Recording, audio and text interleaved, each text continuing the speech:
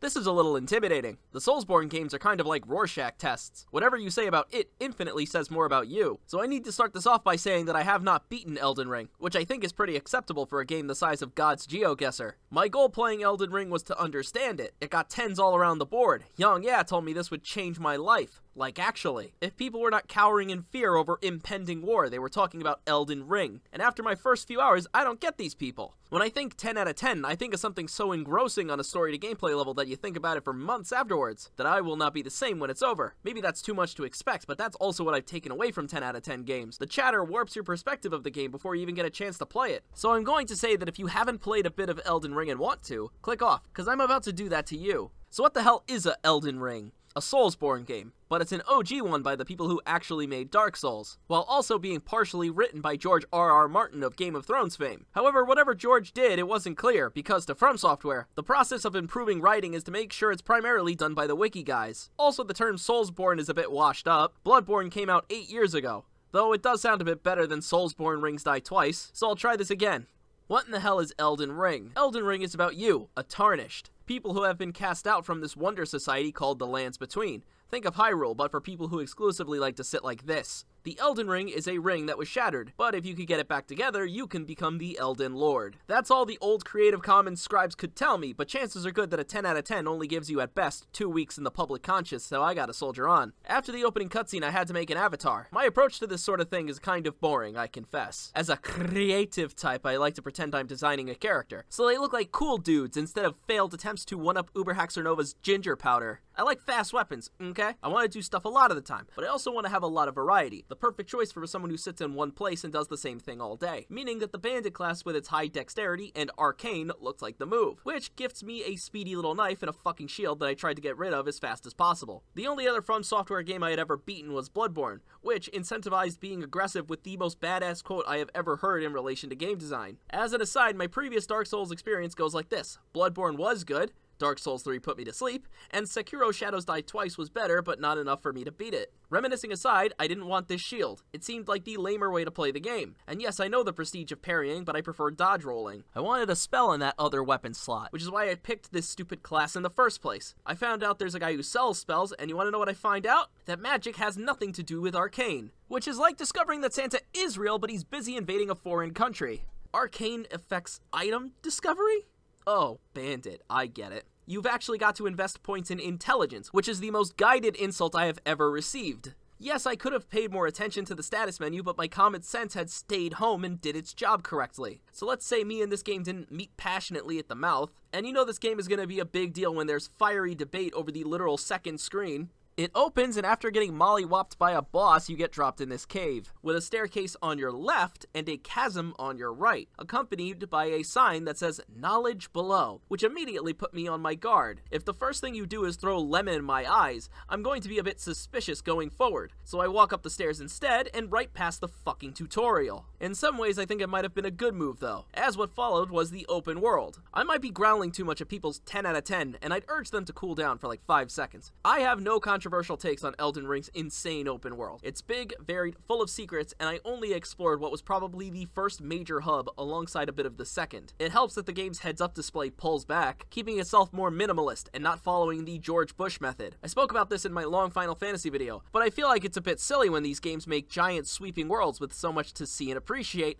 then shovel 2,000 indicators that tell you every possible who, what, when, where, and why. If there's anything I want more games to take from Elden Ring, it's that. Just one thing I gotta get off my chest though. Aesthetics and setting position aside, it's not like Zelda Breath of the Wild. I think BOTW is in line with words like next gen or HR department, where we say it's there but we don't really know why we do. Very few games have actually emulated what made that game world special. It wasn't just the size and the variety, but how every game system seemed to have some degree of presence, to the point where you could break it entirely just by abusing said systems. Elden Ring is doing its own thing, and stop trying to put it in your dumb little boxes, man. That said, it's still a very exciting world, which is helped by how you move through it, which prioritizes exploration. The way this game works, you touch these glowing things of grace on the ground to act as your respawn beacons, and just like in real life, it doesn't matter how you get there, just as long as you get to it. So so I tied a brick to the circle button and occasionally punched it, which is probably one of the reasons why I find it so hard to get into the lore. It's a game entirely about details, listening closely at item descriptions and then trying to decode them. It's a general gripe I have with the Souls series, in that I don't really enjoy that storytelling style very much. I need characters who do and want things. The player is a mute seeking to find the Elden Ring. Oh, sorry, seeking to discover the Elden Ring. Sure, I'll feel something when I spot a giant dragon and quiver in fear, only to get close and see that it's miserably stuck to the floor with these disgusting barnacles,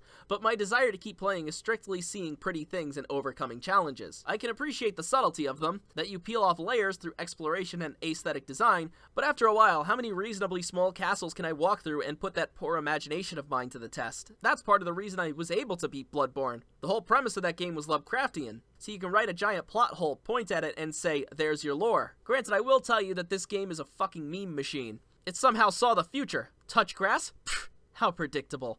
No bitches? Do you want to be held? Well, what do you expect from a guy who looks like a character he would write? I don't know if I've properly touched on my relationship with death in these games. I'm bringing this up because From Software games are hard, a concept I assumed was obvious to everyone, but I also think people want to know if I'm quote-unquote good, as they sniff me up and down trying to detect a whiff of Polygon on me. I'm not an amazing gamist, but I have beaten some games that I consider harder than others. A lot of the times it feels like I just make it, and I don't achieve inner peace with every attack animation, but I can play it fast enough to get them down. I also consider myself reasonably determined to retry a boss several times. The reason I put down the other From Software games is that I stopped caring about what was past the hard part. For example, Bloodborne was more exciting in its world and weapon design, which meant Rom the vacuous dumbass wasn't gonna stop me. But the Abyss Watchers put an end to my journey because all I could dream about was another flaming sword. However, with Elden Ring, that boss is gatekeeping God knows what. I was streaming this because it unlocked early on PC, so people pulled through because they wanted to psychically know what lies exactly 6 hours in their future. Though streaming is, frankly, the way I think From Software games are meant to be played. Despite being expertly crafted immersive games, you never see someone enjoying it in a dark room by themselves, wrapped up in a blanket while smelling like shit. It's always some vaguely attractive person in the upper right box with a death counter hanging beneath his face like a Christmas ornament, wrapped in money while smelling like shit. Then I reach the boss and it pummels me to the sound of my own screaming migraine, and my Christmas ornament quickly starts hitting 30, and I cannot explain the feeling of being stonewalled at a boss while live. I know you can see him on screen, but his name is Margit the Fell Omen, the first skill check as they call it, which is to say he's the thing they throw in your face to wake you up and make you remember that you need to have a bad time to have a good time. I wouldn't call Elden Ring a frustrating game, and I mean that with sincerity. There never seems to be a reason to get locked into a fight, and if you can't beat something, there are literally more places to go than I can count, and you will get sucked in. It's a real testament that other games should take note of, that for a game with very few quote-unquote real side quests, I'm still drawn to go to every site in the distance. In fact, one of my favorite bits of Elden Ring's map is the giant Erd Tree, a glowing pillar that acts as the game's Epcot Tower. By this point, my little Kevin had started to grow into his own. I found a whip for my left hand, which kept distance and allowed me to deal real damage at range, which, by the way, if you picked any other weapon in Bloodborne, I'm sorry that you're a pussy. This made the combat 15 times easier. It kept a perfect 6 feet of distance, and stunned everyone like I showed them a copy of the Snyder Cut. Generally speaking though, the mobs aren't the ones killing you. It's the bosses, obviously, and some scripted set pieces. Usually the dudes in the overworld are sitting around talking about how bullshit it would be if the player was given an easy mode. Keeping your distance and taking them out one at a time is usually the go-to. The biggest issue is getting an ear piercing from a bow guy that you didn't notice, who stuns you once, then everyone tears you to pieces for a good laugh. Now to roll things back before they try to expire my gamer card. Is Elden Ring as good as those nutjobs on the street say? Well, it's certainly impressive, a game that honestly shouldn't be explained. For all these arguments that the game teaches itself poorly, and come on dude, at least put Pinky Promise on that message, I think there is value in that confusion, which feels weirdly satisfying, even after you have a poor Babylonian explain it to you later. The point I'm making is, even if it's bullshit that you have to get the whetstone knife from some random staircase inside some random enemy fort, there was something alluring about it. That a totally new mechanic to the game could be just chilling out behind a fake wall. After a while, I went back to that boss, Margit the Fell Omen. We're talking it's 10:50 at night, and I have to work with someone in a fictional part of the US in 10 minutes. So I gotta close up stream in 2 tries. Any attempt at delaying this meeting, and they're wiring themselves up to Overwatch for the rest of the night like the sheep that they are. After summoning a pack of wolves and some guy named Roger, I realized that I can actually get him close to the end of his health bar. However, I don't have it in me to keep dodging, and his moves keep fucking hurting me. I realize I have to stop dodging. I do not have the capacity for a mistake. Miss that slice, stream ends on a bad note, everyone laughed at the pussy without any overlays. So you know what? I fan the hammer on R1 like I'm Cole Cassidy and nail him in the shin, he falls over, and just for a second, baby, I fucking did it. And there's this big castle in front of me with the promise of new gear, new ways to interact with the game, and a chat with only 4 people left to really appreciate this mediocre dub. I then proceed to spend the rest of the night hoping I'd somehow have the next video done by 6 AM. But at least I'm better than all of the people who put "come watch me play games and fail, lol" in their bios. This is about as far as I got on stream. Outside of that, I beat Godric and stopped there. Because, well, it's been a fucking week, what's wrong with you? But also because I think I want to take what's left of it and enjoy it without needing to perform it. I don't know if it's a 10 out of 10. Hell, I don't think it ever will be for me because of the people setting themselves on fire in the streets. If someone told you to look at a piece of art and know that every human on Earth is enjoying world peace because of it, the experience you have with it is always going to be a little iffy. That said, I interpret this piece as reasonably okay, with a side of the comments being turned off.